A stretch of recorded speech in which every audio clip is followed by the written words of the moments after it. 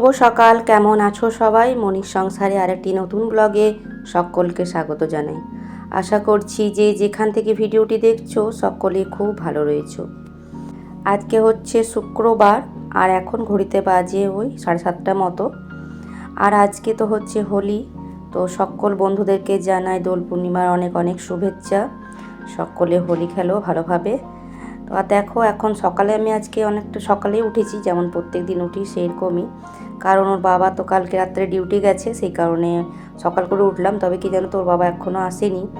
আজকে এক্ষুনি ফোন করেছিল, একটু লেট হবে বললো, কারণ একটা কোথায় রাস্তা হচ্ছে, সে কারণে গাড়িটা আর কি বাসটা একটু আসতে প্রবলেম হচ্ছে। তো যাই হোক, তারপর আমি এদিকে চাটা অনেকক্ষণ আগেই খেয়ে নিয়েছি। জল ভরার ছিল, অনেকগুলো বোতল বালতি টালতি সমস্তটাই ভরে নিয়েছি। তারপরে এই যে ছেলে মেয়ে ওরা এক্ষুনি একটু আগে কিছুতেই উঠতে চাইছে না, কিন্তু বললাম ওঠ আগে, আমি চাদরটা চেঞ্জ করব। আমার ছেলে তো আবার ফোল্ডিং খাট থেকে এখানে শুচ্ছে একবার, তো বললাম উঠে যা, এখন আমাকে এখানটাতে বিছানাটা ঠিক করতে দে, মানে চাদরটা তুলবো সে কারণেই। আর আজকে তো হোলি, সে কারণে সব ছুটি আছে, মেয়েরও স্কুল টিউশন সমস্তটাই ছুটি রয়েছে। তো ওরা দেরি করে ঘুম থেকে উঠলো, আর এখন সব একে একে মানে চা খাওয়া হলো আর কি ওদের। আর দেখো বিছানার চাদরটা বেশ কয়েকদিন হয়েছে নোংরা, একটু একটু নোংরা হয়ে যায় মাঝখানটায়, তাছাড়া সাইডগুলো ঠিকই থাকে। তো চলো চাদরটা ভালোভাবে চেঞ্জ করে নিলাম। আর কাঁচা চাদর একটা পাতলে দেখতে না বেশ ভালো লাগে ঘরটা, তাই না? তো চলো এই কাজটা তো কমপ্লিট হয়ে গেলে এখন টুকটুক করে বাসি কাজগুলো সমস্তটা সেরে নিই।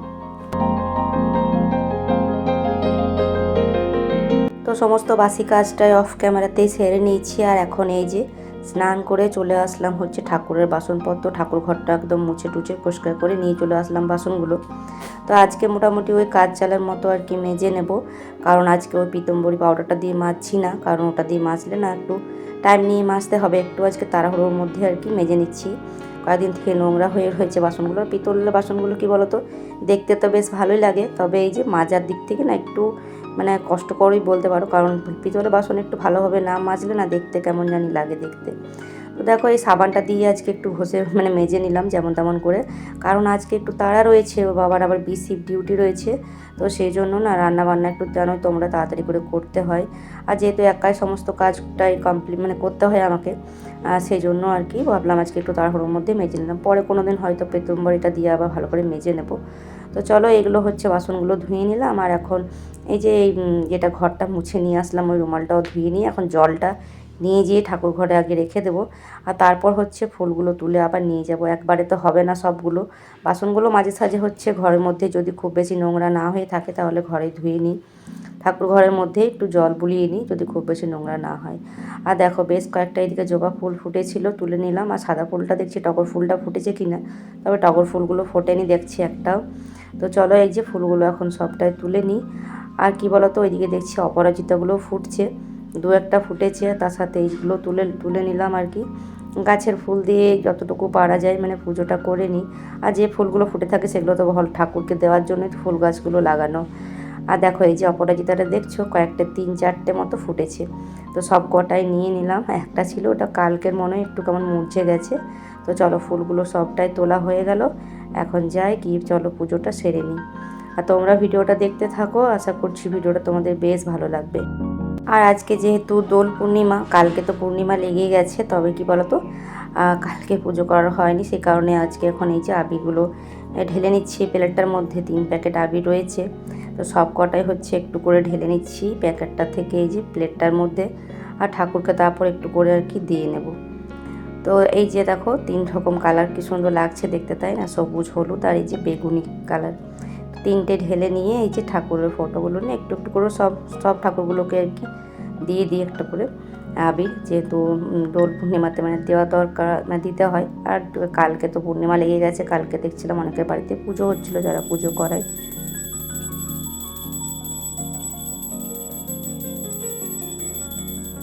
তো চলো এই যে পুজোটা হয়ে গেল কমপ্লিট, একদম সাজিয়ে নিয়েছি ফুল টুল, যেটুকু জল সমস্তটাই দিয়ে নিয়েছি। এখন চলো তুলসী মন্দিরে যাব, তুলসী মন্দিরে গিয়ে জলটা দিয়ে নেব। পুজো সেরে এই যে চলে এসেছি রান্নাঘরের কাজে, এখন লেগে পড়বো।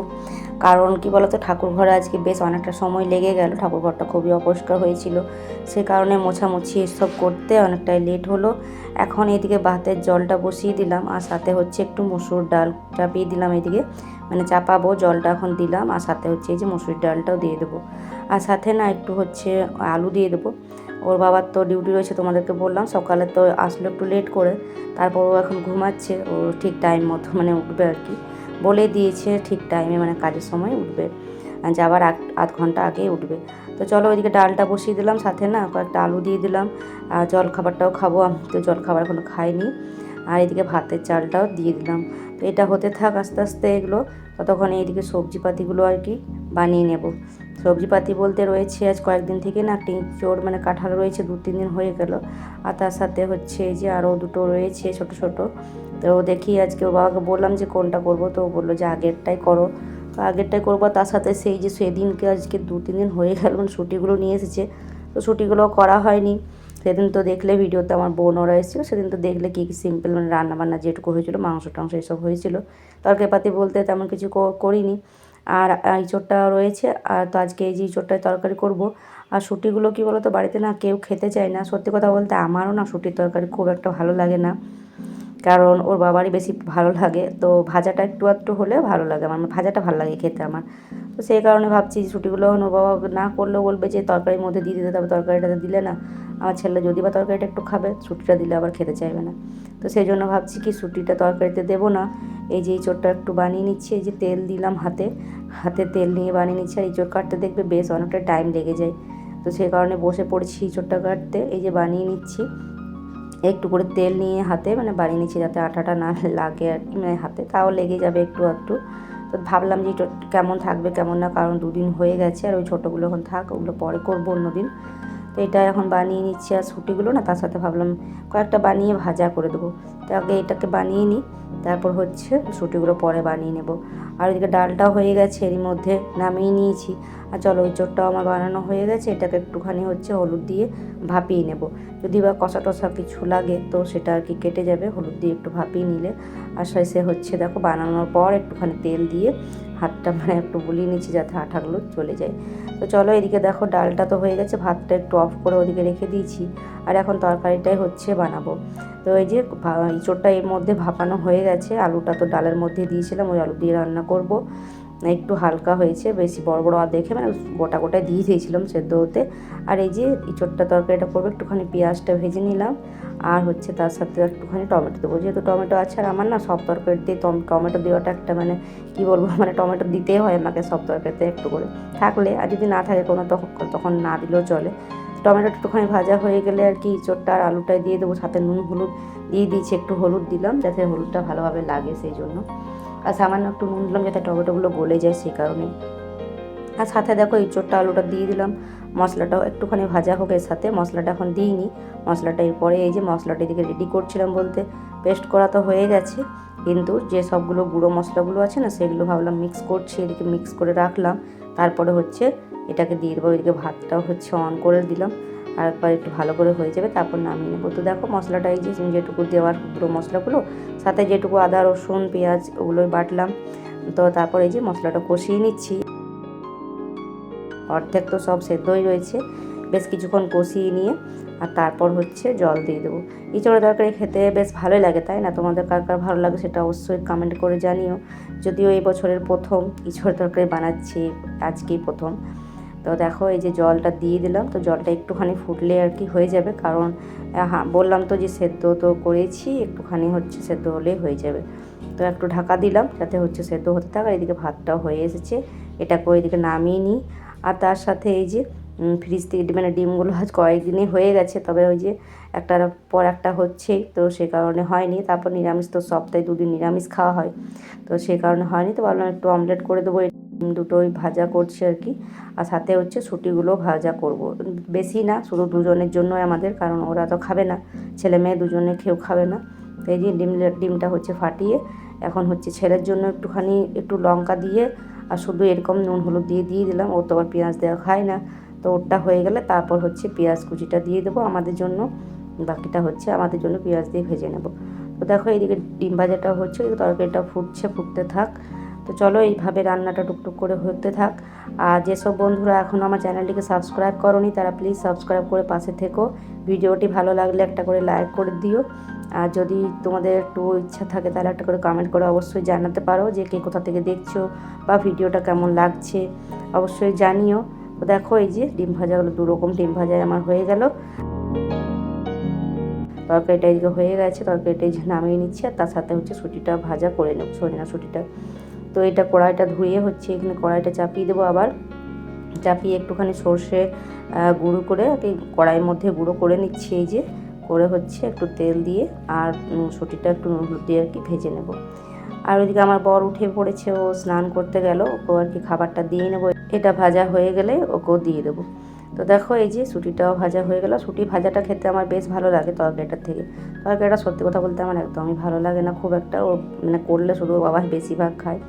তো রান্নাবান্না হয়ে গেল, ওকে এখন খেতে দিয়ে দিলাম। আর তারপর দেখো বললাম বাসনগুলো তো আজকে গোছানো হয়নি, সকালে এক ঝুড়ি বাসন ধুয়ে রেখেছি। তো সেগুলোই বললাম এখন স্ট্যান্ডে যে গুছিয়ে রেখে নিই, কারণ হচ্ছে আরও তো বাসন রয়েছে, ওগুলো তো এখন ধুতে হবে। তো ওগুলোকে ধোয়ার জন্য তো আবার ধুয়ে আমাকে এই ঝুড়িটাতে রাখতে হবে। তো সেই কারণে এই যে বাসনগুলো এখন গুছিয়ে নিচ্ছি। তো চলো এগুলো গোছানো হয়ে গেলে তারপর রান্নাঘরটাও হচ্ছে পরিষ্কার করব। আর এদিকে দেখো কাণ্ড, ওদিকে তো ওর বাবা চলে গেল ডিউটি। তারপর হচ্ছে আমি ঘর মানে গ্যাসটা মুছছিলাম সব। আর তারপর চলে এসেছে আমার বড় যা, আরও কয়েকটা ছিল আর কি ওই পাড়ারই মানে বউরা আর কি 5-6 জন মতো ছিল। তো সবাই মিলে আর কি এসেছিলো আবির দেওয়ার জন্য। আমার যা বলছে না রং কেন নেবে না, তো দিয়ে এই যে নিতেই হলো, আমিও দিলাম ওদেরকে একটু করে আবির। তো দেখো এই যে দেখো অবস্থা আমার পুরো মাথা ভর্তি হয়ে গেছে। আজকে এমনিতেই আমি শ্যাম্পু করেছি সকালে, আবার আমাকে এখন যাই আবার স্নান করতে হবে, কেননা এই অবস্থায় তো থাকা যাবে না, পুরো মাথা ধরে যাবে। তো দেখো আবার হচ্ছে স্নান করে এই যে নাইটি টাইটি সমস্তটা কেচে নিলাম। তো ভাবলাম যে সব আবার স্নান টান করে আসলাম, রান্নাঘরটা কাজটা কমপ্লিট হয়ে গেছিলো, একটুখানি বাকি ছিল, গ্যাসটাই মুছছিলাম। তো একবারে তো হয় না, 2-3 বার গ্যাসটা মুছি তবে। তো আর 1-2 বার মোছার পর ওইদিকে মেয়েও খাচ্ছিল খাবার, ওকেও দিয়ে দিয়েছিলাম। তো ও খেতে খেতে আমাকে যে দেখেছে রং দিয়েছে সে অমনি দৌড়ে গেছে। আমার মেয়ের আবার রং খেলার খুব শখ, তো সকাল থেকেই বলছে তো তুই ভালো করে রংটা নিয়ে। তো যাই হোক ও নিল। তারপরে এই যে দেখো এখন আবার শ্যাম্পু করলাম, স্নান করলাম, আর বললাম কাপড়গুলো নিয়ে আসি যেগুলো শুকিয়েছে। দেখো আজকে অনেকগুলো কাপড় কাচাকুচি করেছি। তারপর হচ্ছে চাদরটা কাচিনি, চাদরটা কালকে কাচবো, বালিশের কভারগুলো কেচেছিলাম। আর আমার মেয়ে দেখো এদিকে কী করছে, ডান্স করছে এখানে, মানে গান বাজছে তো চারিদিকে হোলির জন্য, সেই জন্য আর কি। তো ভাবলাম এই যে এগুলো নিয়ে নিই কাপড়গুলো, তার সাথে যে কাপড়টা মানে কাচলাম যে নাইটিটা ওটাও আর কি মিলে দিই। এখন যেহেতু রোদ আছে অনেকটাই, তো এখন শুকিয়ে যাবে। আর এখন তো রোদের কোনো অভাব নেই, মানে প্রচণ্ড রোদ দিচ্ছে। তো যাই হোক এই যে কাপড়গুলো নিয়ে এসে চলে আসলাম নিচে, এখন কাপড়গুলো গুছিয়ে নেব সবটাই। আর তার সাথে বালিশের কভারগুলো কেচে নিয়েছিলাম, তো বালিশের কভারগুলো হচ্ছে পরিয়ে নেব পরে। তো এই যে দেখো স্কুল ড্রেস সমস্তটাই আছে, সবগুলো হচ্ছে কেচে ধুয়ে যে এখন সবটাই গুছিয়ে নিচ্ছি। এদিকে আমার মেয়ের তো ভাত খাওয়া হয়ে গেছে, আমি আর ছেলে বাকি রয়েছি। তো টাইম মানে যদিও ভেবেছিলাম যে এই ফাঁকে না রান্নাবান্নার পর একটা কাজ ছিল তো সেটা করতাম, কিন্তু সেটা আর হলো না, কারণ এই যে স্নান করতে হলো আরও একবার আমাকে। তো সেই কারণে টাইমটা এইদিকে পেরিয়ে গেল। তো চলো এখন এগুলো গুছাগুছি করে নিই, এগুলো জায়গা মতো রেখে তারপর দুপুরের খাওয়া দাওয়াটাও করে নেব। তারপর হচ্ছে পরে আবার হচ্ছে বিকেল দিকে দেখি পারি তো ওই কাজটা করবো, না হলে আজকে আর হবে না। তো চলো এইগুলো এখন রেখে দিই। তারপর হচ্ছে এই যে ভাত বেড়ে নিয়েছি আমি আর আমার ছেলে ওদিকে খাচ্ছে, আর আমার ছেলে এখন ইঁচড়ো তরকারি পেয়ে আমাকে কী সব বলছে আর কি। তো যাই হোক এদিকে ইঁচড়ো আলু তরকারি, রুটি ভাজা, ডিমের অমলেট, আর এই যে পুদিনার চাটনিটা সেদিন করেছিলাম তো ওটাও একটুখানি নিয়ে নিয়েছি। পুদিনার চাটনি আমার ছেলে মেয়েকেও খাচ্ছে না, শুধু আমি আর আমার বর। তো চলো এখন খাওয়া দাওয়াটা সেরে নিই। তো বন্ধুরা এখন সন্ধ্যে 7টা মতো বাজে। সন্ধে দেওয়ার পর এই যে ভাবলাম কি কয়েকটা ওই যে সুজি আর ময়দা ছিল বাড়িতে, তো ভাবলাম কয়েকটা মালপোয়া বানাবো। তো মালপোয়ার জন্য হচ্ছে ব্যাটারটা রেডি করে রেখে দিচ্ছি, একটুখানি ভাবলাম ভিজুক, যদিও খুব বেশিক্ষণ না, একটুখানি মানে ভিজবে। তো ওটা ভিজতে থাক, ততক্ষণে ভাবলাম যে কড়াইটা যখন বসাবোই তখন হচ্ছে আর রুটি করছি না, তো ভাবলাম কয়েকটা লুচি ভেজে দিই। তো সেই জন্য আগে লুচিগুলো ভেজে নিচ্ছি। যে দেখো হয়ে গেছে, আর কয়েকটা বাকি রয়েছে। আর প্রত্যেকটা লুচি বেশ ভালো সুন্দর মতো দেখছো কি সুন্দর ফুলছে। আর পুরোপুরি আটারই বানাচ্ছি লুচিগুলো কোনো রকম ময়দা টয়দা দিইনি, আটা দিয়ে বানিয়ে নিচ্ছি। তো দেখো লুচিগুলো সবটাই ফুলছে, 2-1টা হচ্ছে ফুলেনি। তো যাই হোক লুচিগুলো ভাজা হয়ে গেছে। আর লুচি খেতে খেতে তো আমার ছেলে মেয়ে ওরা খুব ভীষণ ভালোবাসে। তো এই যে লুচিগুলো হওয়ার পর হচ্ছে মালপোয়াটা বানাবো। আর মালপোয়াটা বানাতে মানে বেশ অনেকটাই সময় লাগবে, সে কারণে আগে লুচিগুলো বানিয়ে নিলাম, যদি ওরা খেতে চায় তো সন্ধ্যাবেলা খাবে আর কি। তো চলো এই যে দেখো সমস্তটা এই যে হয়ে গেল মোটামুটি লুচিগুলো করা। তো লুচিগুলো ওইদিকে সাইডে রেখে হচ্ছে জায়গাটা পরিষ্কার করে নিচ্ছি, গ্যাসটা সেদিকে যেটুকু আটা সমস্তটা পরিষ্কার করে এখন হচ্ছে এই যে মালপোয়াগুলো ভেজে নিচ্ছি। তো মালপোয়াটা হচ্ছে একটু সুজি আর একটু ময়দা দিলাম আন্দাজ করে, আর তার সাথে কয়েকটা মৌরি দিয়েছি আর চিনি দিয়েছি, গুড় ছিল না, একটু মতো ছিল, গুড়টা একটু দিয়েছিলাম। তো দেখো একটা করে হচ্ছে দিচ্ছি, কিন্তু মালপোয়া ভাজতে না বেশ অনেকটা সময় লাগে, একদম কম আঁচ করে আর হচ্ছে আস্তে আস্তে করে ভাজতে হয়। তাই একটু মতোই করছি, খুব বেশি করছি না, কারণ এইটা করতে করতে মানে মোটামুটি কয়েকটাই হয়েছে, 10টা মতো। তো ওটাই ভাজতে আমার আধ ঘন্টা মতো সময় লেগে গেল। আর এত গরমের মধ্যে না আর এই সব কাজ একদমই ভালো লাগে না বেশি করতে রান্নাঘরে। তাই দেখো এই যে একটা একটা করে ভাজতে ভাজতে কি সুন্দর দেখো লুচির মতো এগুলো বেশ ভালো ফুলেছে মালপোয়াগুলো, একদম লুচির মতো, একদম ভেতরটাও বেশ পাতলা, খেতেও কিন্তু খুব সুন্দর হয়েছিল। আর আমার আগের দিনের ভিডিওতে যেসব দিদিবোনেরা আমাকে কমেন্ট করেছো তোমাদেরকে সকলকে জানাই অনেক অনেক ভালোবাসা, এইভাবেই পাশে থেকেও সাপোর্ট করো। তো চলো বন্ধুরা, আজকে ভিডিওটা এখানে শেষ করছি, পরের দিন আবারও দেখা হচ্ছে নতুন ভিডিওর সাথে।